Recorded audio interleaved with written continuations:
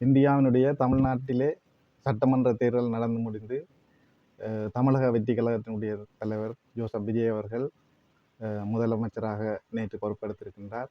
அதேபோன்று இன்று சட்டமன்றத்திலே அதனுடைய அமைச்சர்கள் பொறுப்பெடுத்திருக்கின்றார்கள்.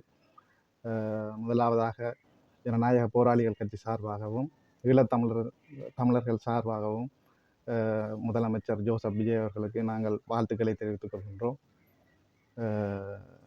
இந்தியாவினுடைய சினிமா திரையுலக வரலாற்றிலே 1977ஆம் ஆண்டு எம்ஜிஆர் அவர்கள் முதலமைச்சராக வந்ததன் பின்னர் இன்று மீண்டும் ஒரு நடிகராக ஜோசப் விஜய் அவர்கள் இந்த அரசியலுக்குள் வந்து முதலமைச்சராக பொறுப்பெடுத்திருக்கின்றார். அதுவும் எம்ஜிஆர் அவர்கள் 30.4 வீதத்திலே வாக்குகளை பெற்றிருந்தார். ஆனால் ஜோசப் விஜய் அவர்கள் 38 வீத வாக்குகளை பெற்று அதிகூடிய வாக்குகளை பெற்று இன்று முதலமைச்சராக பொறுப்பெடுத்திருக்கின்றார். அது ஒரு வரலாற்று சாதனையாகவே பார்க்கப்படுகின்றது. எங்களை பொறுத்தவரையிலே 2013ஆம் ஆண்டு தமிழக சட்டமன்றத்திலே முன்னாள் மறைந்த முதலமைச்சர் ஜெயலலிதா அம்மையார் அவர்கள் இருந்தபோது இலங்கையிலே இறுதி யுத்தத்திலே நடைபெற்றது ஒரு இனப்படுகொலை எனவும் இந்த இனப்படுகொலைக்கு சர்வதேச ரீதியாக சர்வதேச நீதிமன்றத்திலே இதுக்கான தீர்வை பெறுவதற்கு முயற்சி எடுக்க வேண்டும். அதனூடாகத்தான் இதுக்கான நீதி வரும் என்று சொல்லி சட்டமன்றத்திலே ஒரு தீர்மானத்தை கொண்டு வந்து ஏகமனதாக அன்று நிறைவேற்றப்பட்டது. அதே போன்று தமிழர்களுக்குரிய நிரந்தர அரசியல் தீர்வு என்பது அது வந்து அதாவது இலங்கையிலே தமிழ் மக்கள் மட்டத்திலே ஒரு பொது வாக்கெடுப்பு நடத்தப்பட வேண்டும் என்றும் சட்டசபையிலே ஏகமனதாக எல்லா கட்சிகளுடைய ஒரு மனதான தீர்மானமாக அன்றைய காலத்திலே அது நிறைவேற்றப்பட்டது.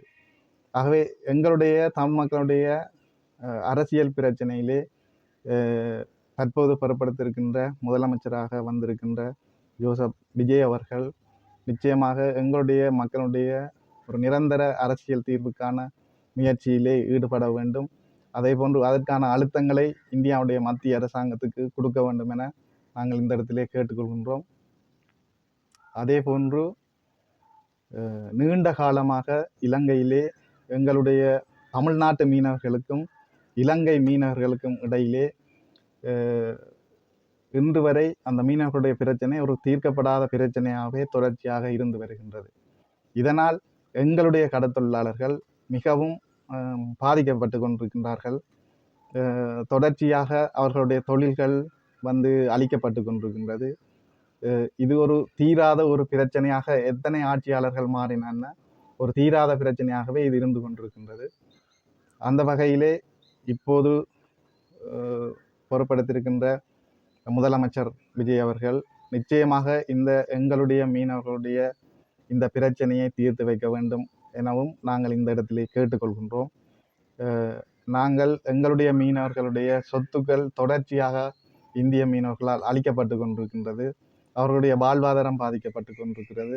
எங்களுடைய கடல் வளங்கள் தடை செய்யப்பட்ட வலைகளை பயன்படுத்துவதன் ஊடாக எங்களுடைய கடல் வளங்கள் அழிக்கப்பட்டு கொண்டிருக்கின்றது. ஆகவே இதற்கான ஒரு நிரந்தரமான ஒரு தீர்வை ஒரு பொறுமுறையை தற்போது பொறுப்படுத்தியிருக்கின்ற முதலமைச்சர் அவர்கள் ஒரு நிரந்தர தீர்வை இந்த மீனவர்களுக்கு கொடுக்க வேண்டும் என்பது ஒரு எங்களுடைய ஒரு வேண்டுகோளாக நாங்கள் இந்த இடத்திலே இந்த வேண்டுகோளை விடுக்கின்றோம். ஏனென்று சொன்னால் இது வந்து காலங்காலமாக இந்த மீனவர்களுடைய பிரச்சனை தொடர்ச்சியாகவே நீடித்து கொண்டு வருகின்றது. இதனால் எங்களுடைய தமிழ்நாட்டு மீனவர்களுக்கும் எங்களுடைய மீனவர்களுக்கும் இடையிலே ஒரு கசப்பான உணர்வுகளே தொடர்ச்சியாக ஏற்பட்டு கொண்டிருக்கின்றது. ஆனால் நாங்கள் இருவருமே ஒரு தொப்புள் கொடி உறவுகள். ஆகவே இந்த தொப்புள் கொடி உறவுகளுடைய வாழ்க்கையை ஒரு சிறப்பான முறையிலே நாங்கள் எங்களுடைய உறவை பலப்படுத்துவதற்கு இந்த பிரச்சனையை கரிசனையோடு முதலமைச்சர் அவர்கள் அணுக வேண்டும் என நாங்கள் இந்த இடத்திலே கேட்டுக்கொள்கின்றோம். நன்றி.